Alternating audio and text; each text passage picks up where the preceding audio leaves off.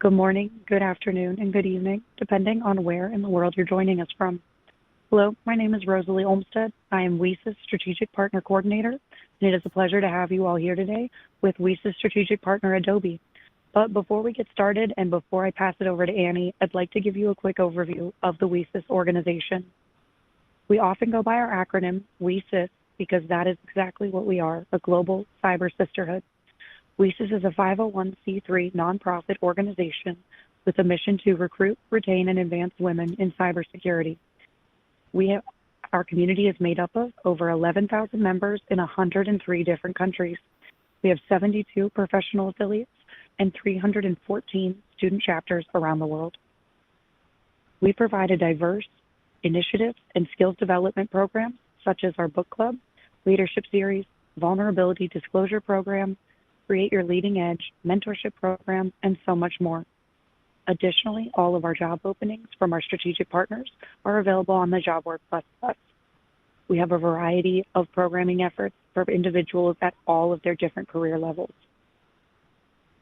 We owe our thanks to all of our strategic partners who fund us year-round to be able to run all of our different program and initiatives.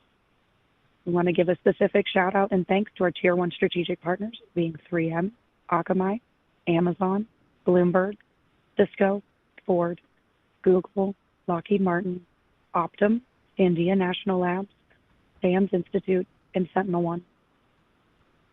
Please feel free to ask any and all questions today during the webinar and type them in the question box below.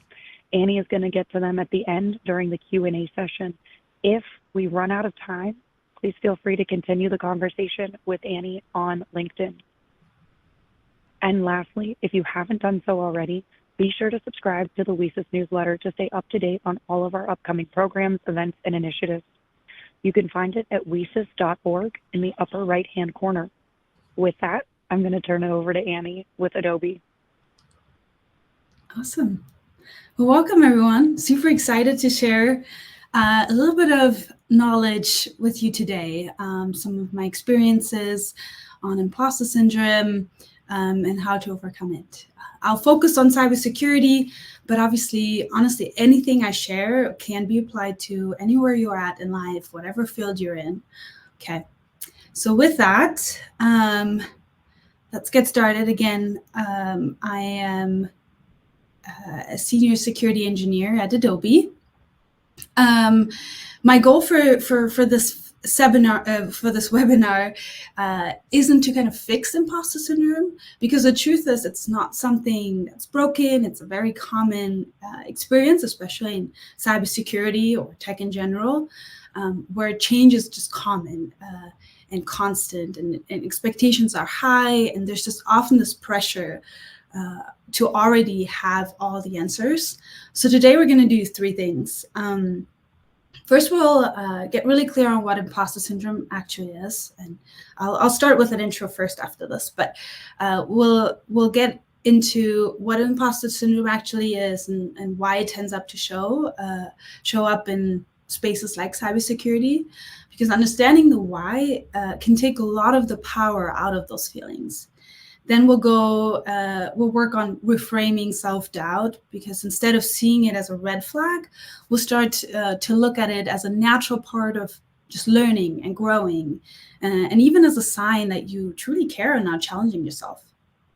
And then finally, I want to leave you with real actionable strategies that you can take into your job, your interviews, your meetings, or even your day-to-day life to build confidence, feel more grounded in your value, and just start owning your expertise, even if you're still learning, because we all are. All right, so let's start a little bit about me, because who doesn't like to talk about themselves, right? Well, probably me. But yeah, so outside of work, again, I'm a security engineer at Adobe, and I work with I lead the bug bounty program at Adobe, where we work with external hackers. We get to review anything that they find, any vulnerabilities come to us first, and I get to look at them, I get to replicate them, I get to analyze them, and send them to the appropriate teams to then fix them. So there's a lot of collaboration I get to do with engineers and other security people. But it's the work I love and the work I do day to day. And then I also get to build some automation on the side for our team to help kind of speed things up, make things smoother, because I come from an engineering background where I got to build a lot of fun stuff, and Python is still something I love coding in. But outside of work, I love being outdoors, working out or staying active. I especially enjoy spending time with friends and family. And my little baby girl, who just turned 9 months old, she's not in those pictures. But becoming a mom has truly added a whole new dimension to how I think about imposter syndrome, because I want my daughter to, grow up seeing a mom who's confident in who she is, while also embracing that struggle and growth go hand in hand. So I was born in Armenia and I moved to Germany when I was 3. That picture up there with my family when I was younger is from Armenia. We moved to Germany when I was 3, and I lived there until I came to the US for college in my early 20s. English is my 3rd language, and that definitely shaped how I experienced imposter syndrome stepping into tech. Although my career focuses on cybersecurity, obviously, I've always held a strong passion for psychology, and it continues to influence how I approach security, mentorship, and just personal growth. I studied psychology, not computer science. I didn't grow up playing video games or building computers, or just being cool and nerdy. I wish, but no, I started something completely different. But when I transitioned into tech, I felt very behind because people around me seemed to catch on quicker, had technical language down, and just carried themselves with so much confidence that I was afraid to ask questions and just often pretended to understand things I didn't. And everything changed for me when I met my very first mentor, who told me, Annie, ask me anything, there's no judgment. And he truly meant it. And I asked probably every dumb question I had, and never once did he make me feel inadequate. But instead, he showed me that learning is the journey. So that experience made me want to be that kind of person for others. And I hope this whole presentation today helps you as well want to be that person for somebody else. But I realized that everyone learns differently, and that confidence doesn't come from knowing everything. It comes from being willing to grow. And after that, I embraced every question. I stopped hiding, and I truly started thriving. While I found my place in cybersecurity, and I think, that's my passion and my goal in my career in life right now, the path here wasn't straightforward, as you know, and or easy. And that sense of self-doubt didn't disappear overnight. It kind of took work, support, and a serious mindset shift. And that's exactly what we'll explore today, and why I'm so passionate about today's topic. Now, before we dig into the heart of today's session, I'd love to hear from you. I want to start with a quick poll to kind of explore how imposter syndrome shows up for you. And the question is, what does imposter syndrome feel like to you? There are several answers such as, I worry I'll be found out as not good enough. I attribute success to luck or timing. I hesitate to speak up or apply for, opportunities. And then I constantly compare myself to others. Who doesn't? And I avoid asking questions for fear of looking competent. Okay, I'm going to give you a little bit of time to answer these questions or answer the poll.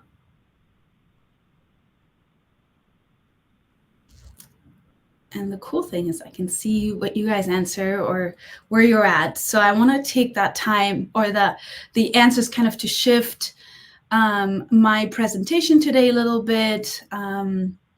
So if I do, bear with me. But these answers are going to give me a good idea where you guys are at and where your focus is or what imposter syndrome truly is to you.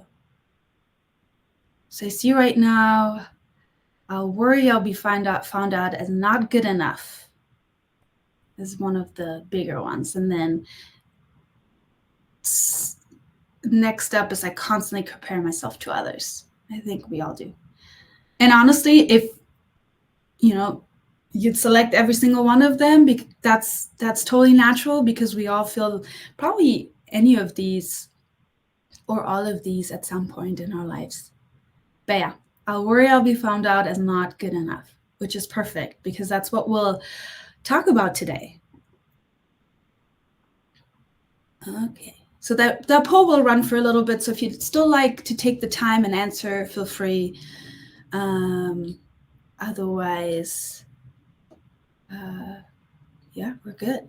And then I avoid asking questions. Actually, is one of the lower ones, which is awesome because I'm so proud of you guys for being willing to still ask questions, even if sometimes, you don't have the answers to all of it. Okay, let's move on, okay? And keep those in mind, those answers that you just gave to the poll, keep those in mind as we speak. And maybe you can find some peaceful nuggets in this webinar that you can use for that. So let's start by getting really clear on what we mean when we say imposter syndrome. At its core, imposter syndrome is the internal belief that you're a fraud, that you don't deserve your success or your place in your field, even when there's plenty of evidence that you do. And now here's the important part. Imposter syndrome is not the same thing as lack of confidence or just feeling a little unsure, because self-doubt is normal. It can be healthy or even helpful. But confidence naturally ebbs and flows depending on the situation or context. But imposter syndrome, it goes much deeper. It's not just, I'm not sure I can do this, but it's, I don't belong here, or I fooled everyone into thinking that I'm competent when I'm not. And that's what makes it so sneaky. I can follow really accomplished people because it's not, and it can follow really accomplished people because it's just not based on reality. It's based on the fear of being exposed despite evidence of success. So that can be very tricky. Okay, let me pull up the questions so I can see if there's anything I need to answer throughout. But okay, so why is it called imposter syndrome? The term was kind of first coined in the 1970s by psychologists studying high-achieving women who felt like frauds despite their success. Their research found that 70% of people will experience imposter syndrome at some point in their lives. 70%. So that's a huge number, or a big percentage. So if you felt it, you're not alone. Far from it. And honestly, the term syndrome might be a little bit misleading, and I don't like it. It sounds like something's wrong with you, but what if instead of calling it a syndrome, we called it, a growth signal or a confidence gap, or simply a normal human reaction to doing brave things? And it's especially common in high achievers, women, people of color, career switchers, first generation professionals, or even people breaking into tech or cyber, or who don't see others like them in that field. And tech or cyber can be replaced with anything you're in today. But it also doesn't disappear when you get more experienced. You might feel it even more as you grow because you're constantly stretching into new roles and responsibilities. And that means uncertainty is going to come along for the right. And if you're not growing, there's another issue, right? So we want to grow. And with that growth, obviously, uncertainty is just unavoidable. There are certain things we tell ourselves because we don't always say, I have imposter syndrome. But we do say things like these. I'm not ready, or I'm not technical enough for this, or I probably should speak up, but I'm wrong anyway, or I can't believe they actually hired me. I'm behind everyone else. I should know this already, or everyone is so much smarter than me, or I suck at everything I do. And to be transparent, I've probably said some of these things, more times than I'd like to admit. But all of these are ways imposter syndrome shows up in our internal dialogue, it quietly and often without us even noticing. But the best part is once we recognize it, we can begin to shift how we respond to it. So I want you to look at these and say, yep, I've said this before. I've said definitely I suck at everything I do.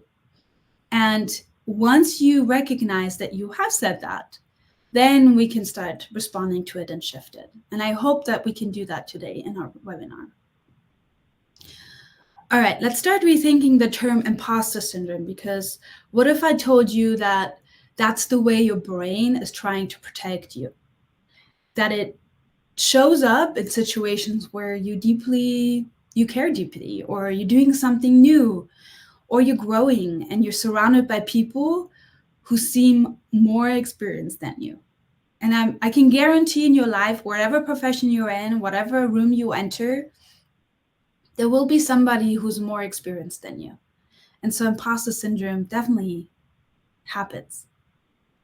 But if you tell yourself, well, that's just what it is, I'm growing, or I am surrounded by people who have more experience than me, then that's a whole new way of reframing it. And it's not a diagnosis. It's not a personal failure. And it's definitely not a reason to stop progressing. I hope you never stop progressing because of imposter syndrome. I hope you take it and use it as motivator to progress.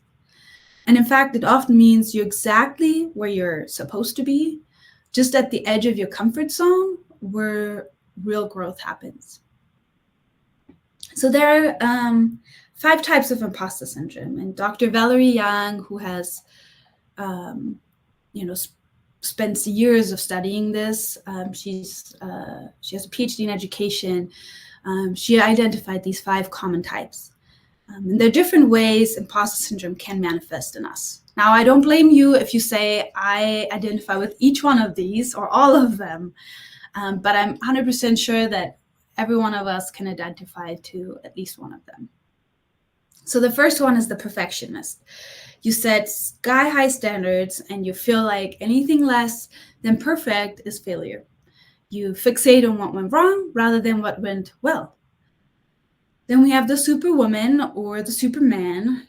You push yourself to work harder than everyone else just to prove you're capable. And if you're not always doing, you question your value. Then we have the super genius or the natural genius. You think success should be effortless. If something takes time or you struggle to learn it, then you just assume you're not smart. And then the soloist is who believes asking for help means you're weak or unqualified. So you think you have to do everything alone to prove your worth. And then lastly, the expert. That's somebody you feel like you never know enough. No matter how much you learn or achieve, you're constantly chasing that next course or credential to finally feel ready. And that was me when I was trying to, I was a engineer at the company and a product engineer developing features for that company. And I felt like I had a bachelor's in psychology. I didn't have anything backing up my expertise in tech. And so my immediate thought was, well, I have to get a master's to prove that actually I know what I'm talking about and that I belong in this field. And so I got a master's in information systems. And I worked my butt off. I worked really hard. I got it within a whole year while also working full time, just so I could prove others that I belong. And if you asked any of the seniors or architects, at my company back then, they'd say, you don't need that.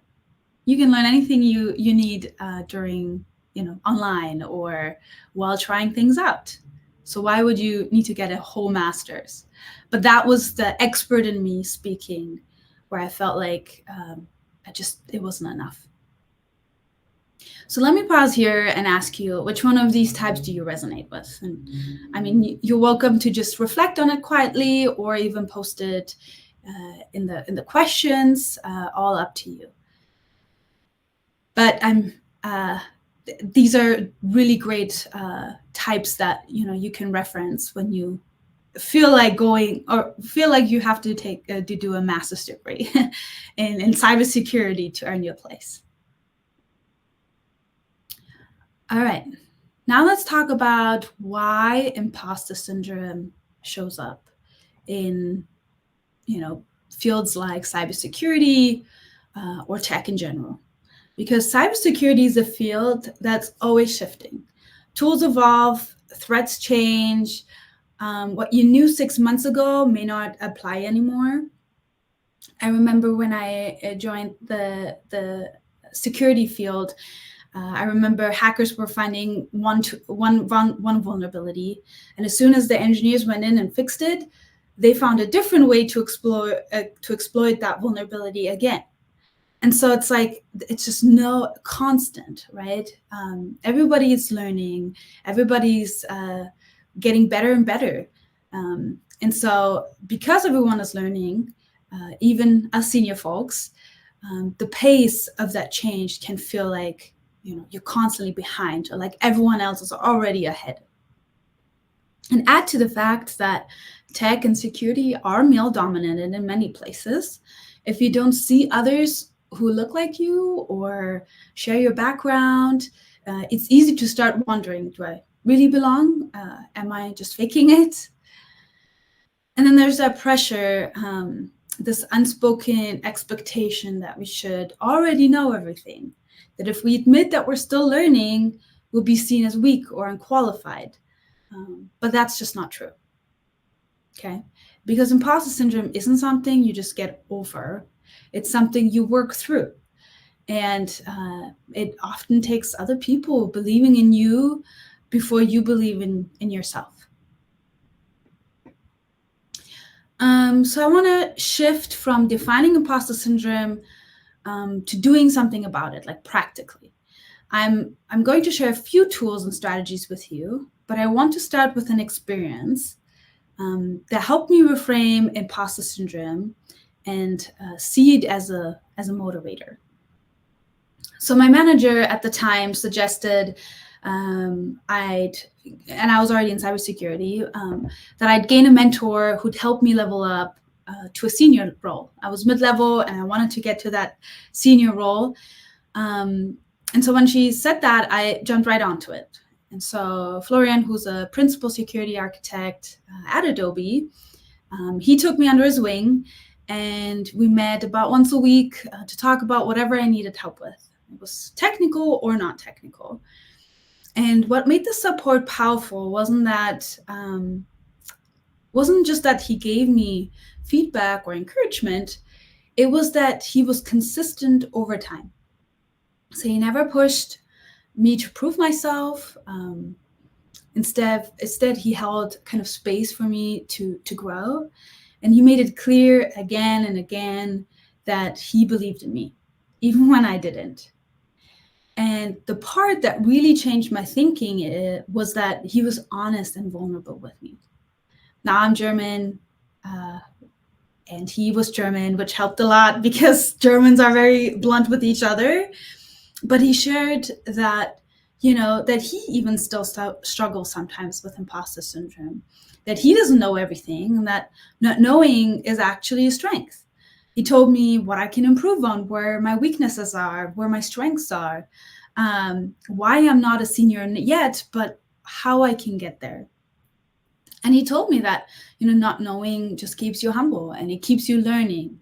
It keeps you moving forward. And that honesty gave me that permission to stop trying to pretend that I had all the answers, and start owning where I was still growing. And it reframed confidence as something rooted not in certainty, but in curiosity and courage. And my confidence truly walked up having had that mentor. And that's the kind of shift that research also supports. And that's what I want to walk through next. You can see on the slide, 5 science-based strategies that can help you work with imposter syndrome. The first one says shift the mindset. Now, this one comes from Carol Dweck.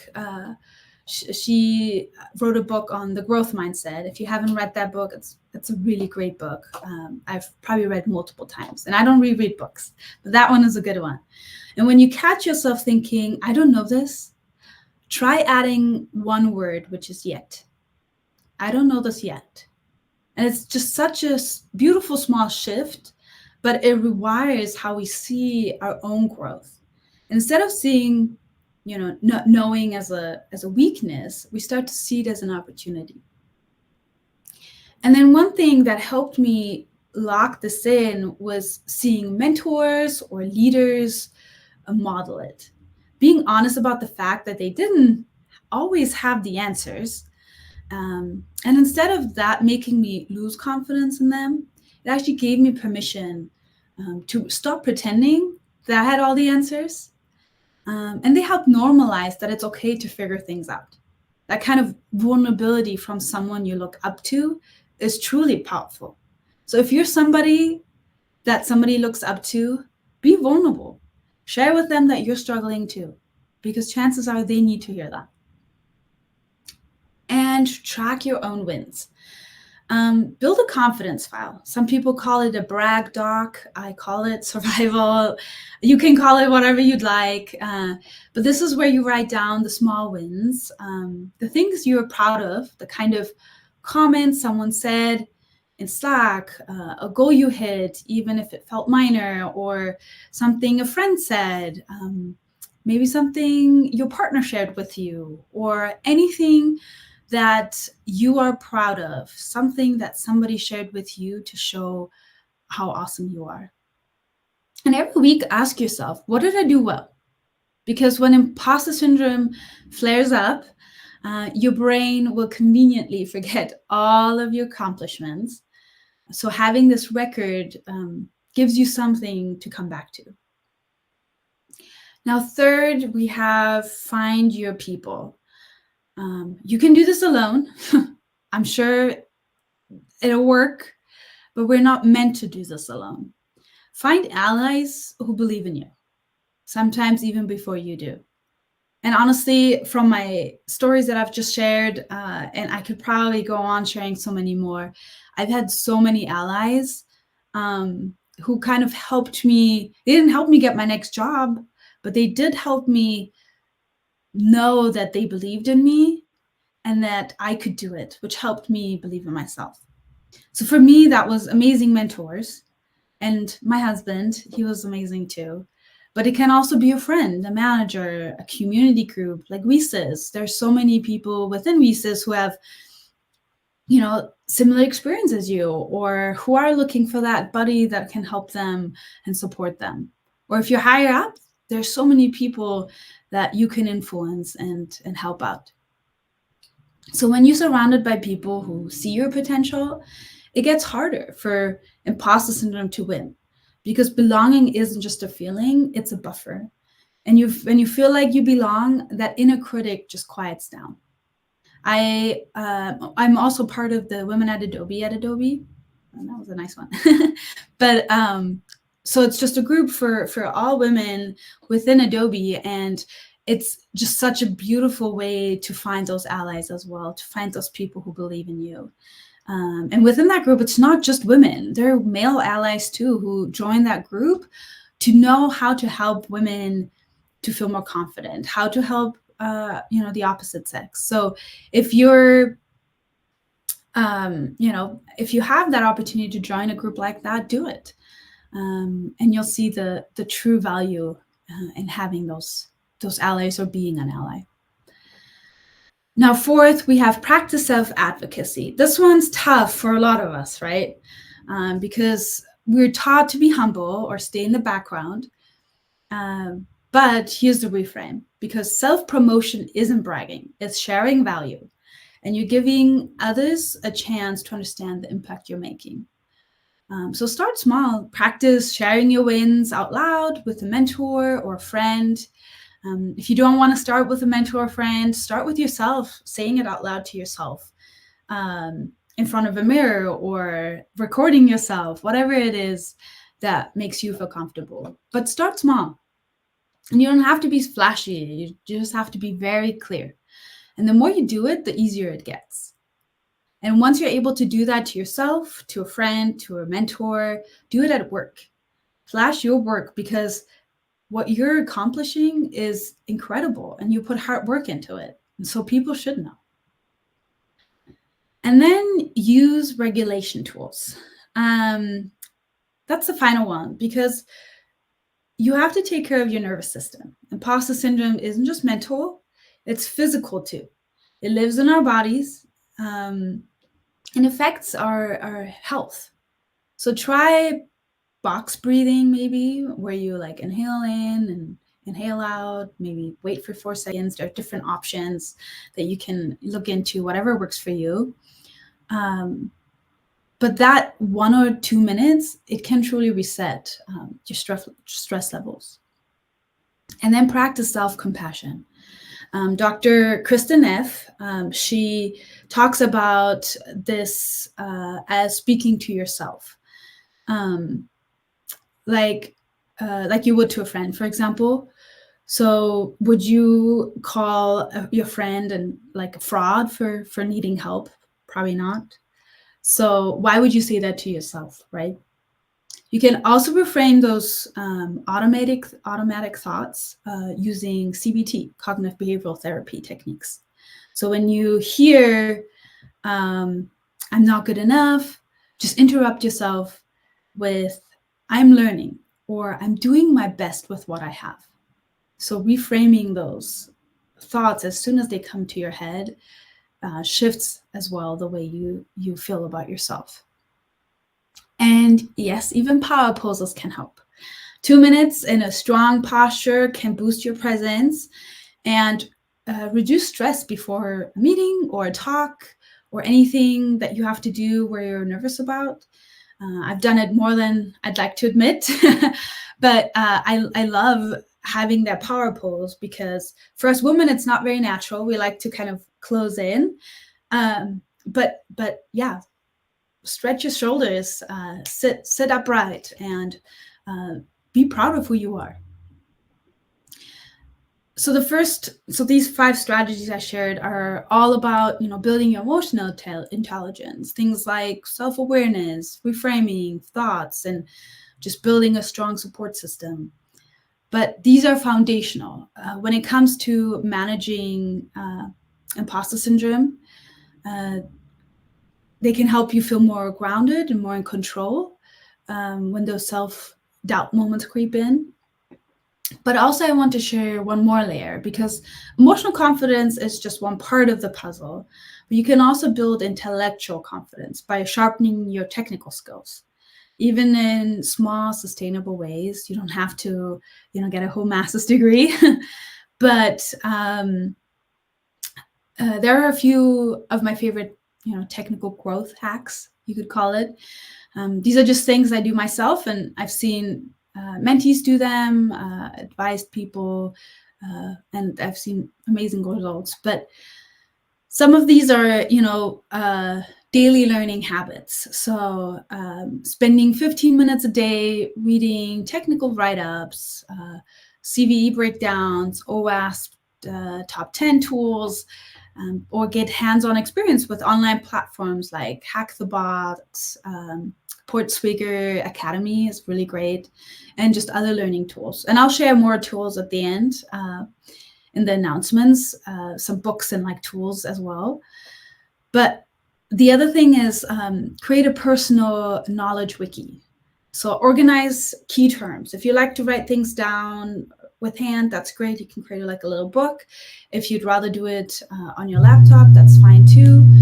But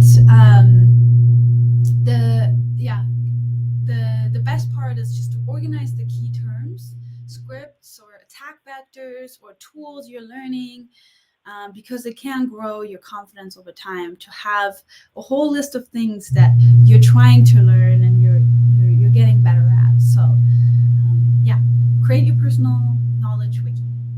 And then the other thing I thought of also was reverse imposter syndrome through teaching.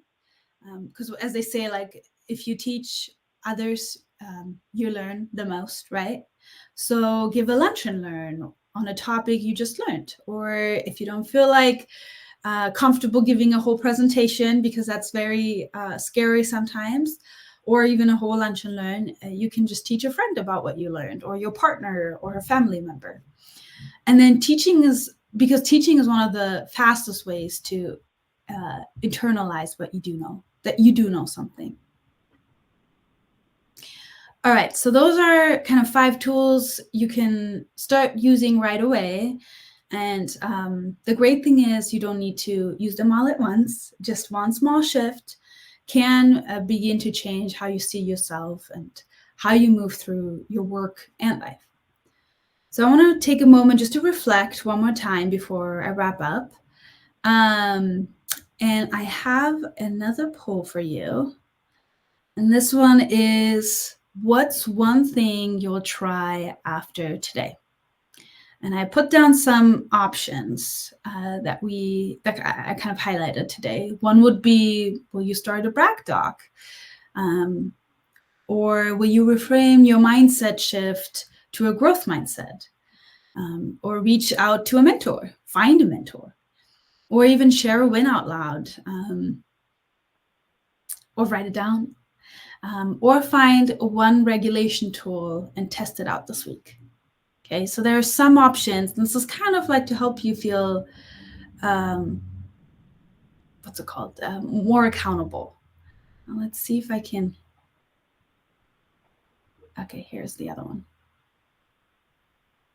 Okay, looks like starting a brag doc is a good option. Love it. Reframing your mindset. Yeah, I think we all can do better at that every day, right? Okay. Awesome. And you can, and I would suggest, like, as you write these down or as you're selecting your answers, write them down. Write them down on a sticky note, put them somewhere so that you actually do it. Tell it to a friend to keep you accountable. And that will help you as well to actually follow through with what you tell yourself you'll do. I remember one thing I did was when I was, I had just started in tech, and I had a number in mind of what I wanted to make. And it was a pretty high number, but I told myself I will get there one day. So I had that little sticky note on my laptop, or not on my laptop, but on my desktop and my monitor. And I'd look at it every now and then. And when I achieved that goal, I was so proud of myself because I looked at that sticky note so many times. But having that accountability, something I can look at every day, pushed me every day to get to that point. So it made me even more proud. And so I celebrated that win. I shared that win, obviously, with my spouse. But things like that, write it down and then stick it somewhere or share with a partner and actually follow through with it. Okay, so a few takeaways. So as we close here, I want to have you walk away with a few things. Security is about protecting people, not just systems, like cybersecurity. And that means your perspective, your empathy, your growth journey make you incredibly valuable. Your experience, especially if it's non-traditional, gives you a lens others don't have. And that's your edge, okay? And if you're traditional, that's great too. There is so much value to that as well.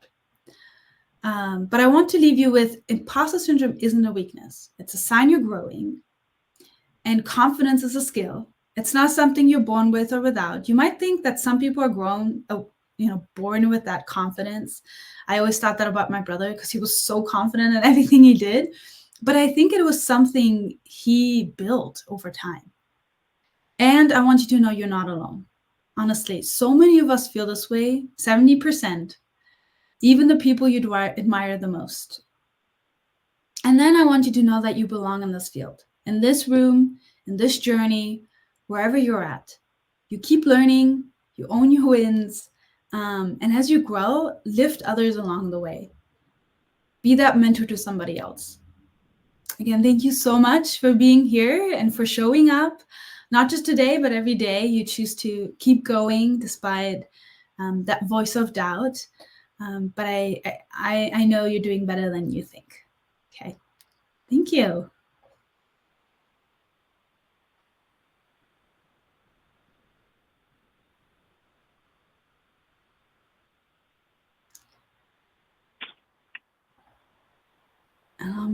Looking through the questions right now too. Awesome. And yeah, take a peek through the questions, Annie, because also what's great is you've been getting some feedback within there as well. So I want you to see that because this has been just absolutely incredible. I wanted to take a second and also add in that I also had a number when I did a huge career shift. And, my life changed majorly. Like I started in aviation with a technical background, and then I stepped into more operational side. And I had a number, I had goals for myself. And I put it on a sticky note and I had it all over. And when I got to that point, it was a big win. And I shared it with, some close people in my circle. So I do think it helps. And it was something to not lose sight on my journey. But wanted to add that. But there are a lot of questions, so let's get into them. We have an individual who just graduated with a double major in IT and cybersecurity, and they're looking for an entry-level job. And they're feeling very imposter syndrome, even with those degrees, and they're coming from a dentistry background. Do you have any advice? Yes. That's awesome. Getting a degree, being willing to put yourself out there is huge. I would say pick cybersecurity so big, right? So pick a field, pick a niche that you'd like to go into and focus on that. And as you're applying, when you're looking through the description of what this company is looking for, you might have a dream company you want to apply for, it might be something else, or you're open to anything. Look at the description, and as you're putting your resume together, make sure that you put those keywords that are within the description into your resume. Because sometimes the words matter, because some companies run it through an automation. There's an AI that looks through it first before it makes it to a person. So as you're applying, make sure that your resume reflects the description or the job role that you're applying to. I know it's hard because you're applying to so many roles, and sometimes I think there's maybe just a few shifts you have to make, but most of the time you can, just look at the description and follow some of those keywords and add them to your resume, which helps a ton. Oh, and then another thing I have on that as well is if you have a company that you're applying for, what I did is I looked on LinkedIn for a person who was in that role for that company, and I just reached out to them, and I, before applying, I said, hey, I'm about to apply for this role. Any, feedback you have, or any suggestions, or any tips or tricks? And that has helped a lot. Some people won't answer, and that's okay because some people are busy, but there might be a few that will answer and give you some valuable feedback. That is a really good tip because I think a lot of organizations, do run those resumes through some AI fields, and it helps to keep yours at the top. So our next question is someone who hasn't quite made the transition yet. They're in healthcare, and they want to know, and they have a few, AI certifications. Do you have any suggestions on how they can transfer some of those skills from the healthcare field and can be applied in tech and ways to, improve the cybersecurity society? Yes, cybersecurity is in every field. It can be in healthcare, it can be in the school system, it can be honestly anywhere, any field you take, there is a cybersecurity component to it. If they don't have it, they should.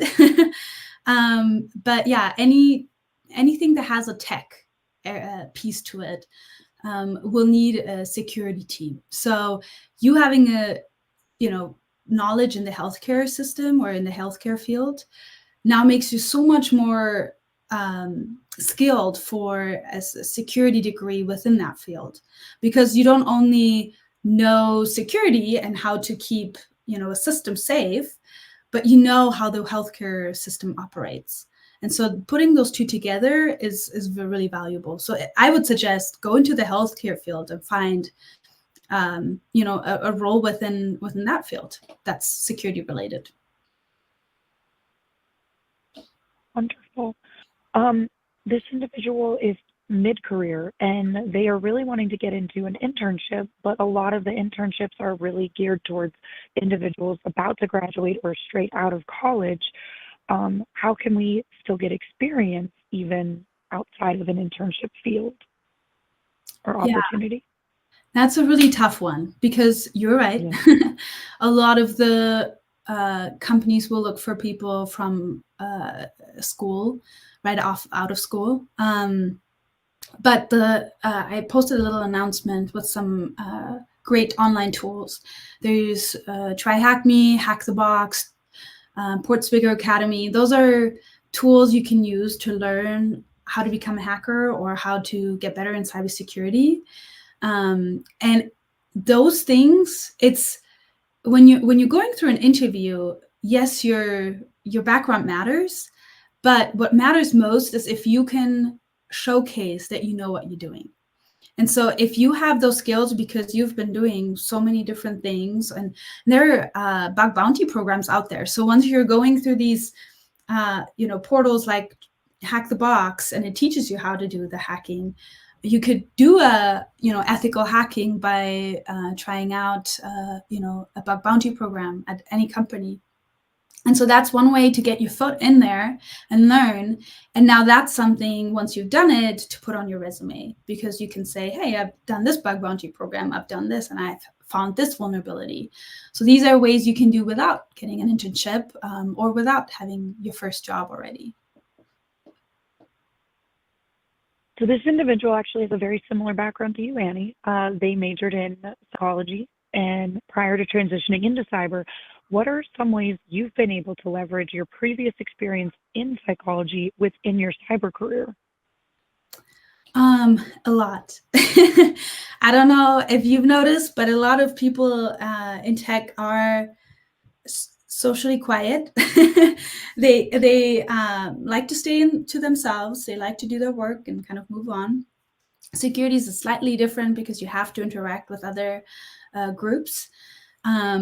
But what's been best is having the ability to talk to people, knowing how to share certain things. We've had a team where my entire team did not enjoy speaking to each other. And using some of the skills I had learned within psychology, I got them all to open up. We all became friends. All of a sudden, that team became so powerful that we were able to find, we were able to work together and lift each other up as we're building features. And there was no, oh, I'm the senior, so I'm going to take all the features away from you.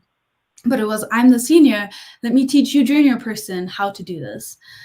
So there's a lot you can apply from psychology into any role, honestly, because it's about people skills, right? How you talk to somebody, how to regulate yourself when you feel imposter syndrome, when you feel self-doubt, when you feel a lack of confidence. So those things, if you can take those psychology skills and kind of help you, lift yourself up, but also lift others up, that's a huge win, and that makes you super invaluable.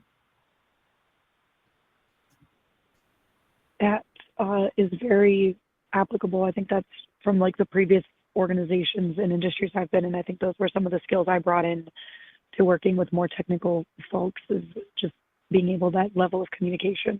Mhm. So I think it's, and I didn't see it as an asset right away. I definitely saw it as like a downside. So, but it has been a huge asset working in this industry.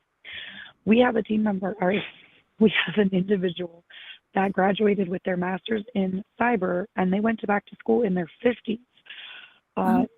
And to get, yeah, which is a huge kudos to you. I hope you feel very proud of yourself. That's a feat. But after 28 years as a senior software engineer, and they are wondering, because they don't have that IT, cyber experience, they're thinking this might have been a mistake transitioning into this industry. Any guidance or suggestions on how someone, older, coming from a different background with the degree, can break into the field? That's a good one. I Yeah. would say, if to the question of, I don't know if I made the right choice. Somebody told me that actually my husband told me this. He said, if in a month you still feel like a burning sensation, like you need to do this, then probably yes, you are where you're supposed to be, or you should try this, what you had planned. So if it's something that you've been thinking about, and a year ago and today you're still thinking about it, then yes, you are on the right track. You are where you're supposed to be. Now, being more senior and breaking then into the cybersecurity field, that can feel very, scary, and probably like you don't have all the experience that you should have. But then again, cybersecurity is an awesome field to break into, because there are tools that don't require a master's program. They don't require a bachelor's program. They don't require you, having a job at a company. All it takes is you having the desire to try. And so those are bug bounty programs. And you can start off, like I was saying, with Try Hack Me, Hack the Box, Portswigger Academy. Those are portals that take you through what is a vulnerability, what's a cross-site scripting vulnerability, how do you detect it, how you perform one. And so it takes you through these different ways of understanding it, from a simple cross-site scripting vulnerability to something that is major. And so as you're learning those things, you can start then, trying out a bug bounty program. HackerOne has a lot of them to offer, and you can just pick your favorite company or just pick any, and try it. See how far you get. And that might be a great way for you to also see if that's a field you are passionate about, and if that's what you want to go into. If you, after a little bit, say, actually, this is not for me, this is so boring, then maybe there's something else you're supposed to do. But if it's something that you keep continuing and you're like, I need to figure this out, I want to find something, then yes, then you belong. This next one is, I wanted to give you the kudos. The individual said you come across as a very empathetic, warm, and empowering towards women. Do you ever miss being a therapist? So a little bit out of cyber, but I think wanted to give you the chance to answer. That's a good question. I do sometimes, but what's funny is that I feel like you can be a therapist to yourself. You can be a therapist to your friends, and to your family members. Now I have a baby girl, and I'll probably have to be her therapist too. I don't think you need to be licensed to be a therapist, obviously. If you're doing it as a profession, you do. But so yeah, I still get the chance to kind of practice these things here and there with myself first, and then with other people. Being a good friend, being a good neighbor, and and I love self-help books. That's probably my biggest passion. If somebody asks me, do you read like The Hunger Games or Harry Potter? Probably will at some point, but if you ask me if I read a certain self-help book, probably.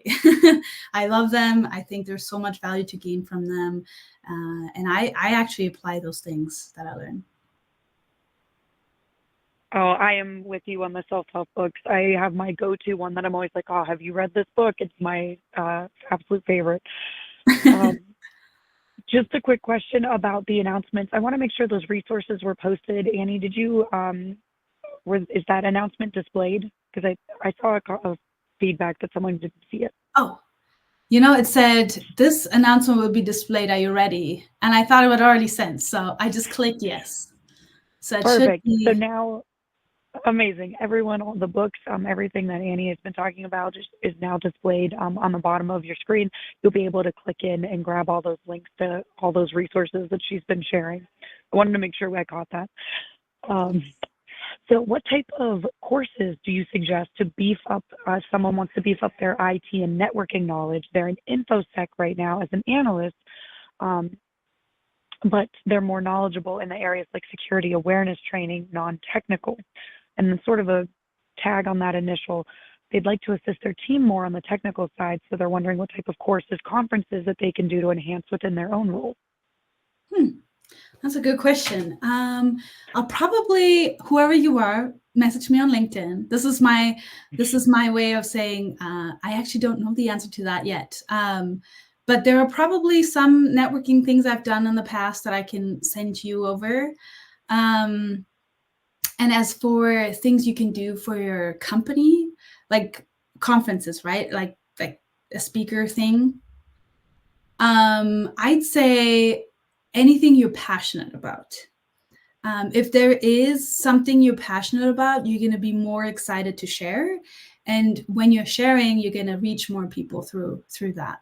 So if there is something you're passionate about, it could be technical or non-technical, that's a great way. If you want to figure out what everybody's interested in first before you do something and put all the work into, do a survey. Ask around if they're pick a few topics that you might be good at or you're interested in learning, and then share those and let them pick, or have them be open-ended, whatever works for you. But that's one way to figure out what the people that your audience is interested in, and then you can prepare all for that.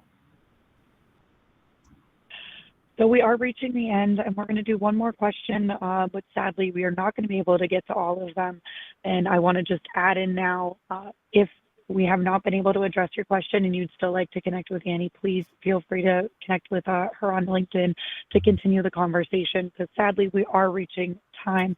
But I am going to do one last question. And do you have any advice on finding a mentor? I've met several awesome folks who work in security, but have not been able to vibe with them enough to be comfortable enough to ask them to, speak into and help with that growth. So any advice you have? Yes. If there is somebody you look up to, that I would say that's the first person you should reach out to. It could be even somebody who's not in your field. So if there is something more leadership that you're looking for, anybody would be great. They might not be in your field or doing exactly what you're looking to advance to, but they might have wonderful leadership knowledge that they can share and mentor you on. If it's more technical, I'd say the people you work with the best. So if there's somebody, even if they haven't admitted they want to be a mentor, and I would also say that mentors aren't official. They aren't always official mentors. There's some who you just connect with on a certain question or certain things, and they can mentor you just through that one situation or moment.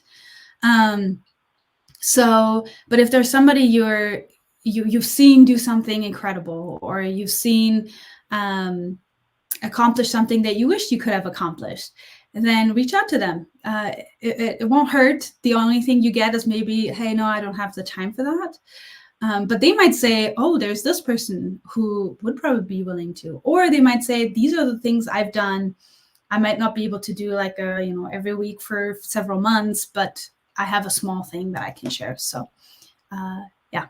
And if you, I'm always willing. I've mentored people through LinkedIn, people who reached out through organizations. So if you have ever any questions, I'm always happy and willing to answer as well. So shoot me a message on LinkedIn.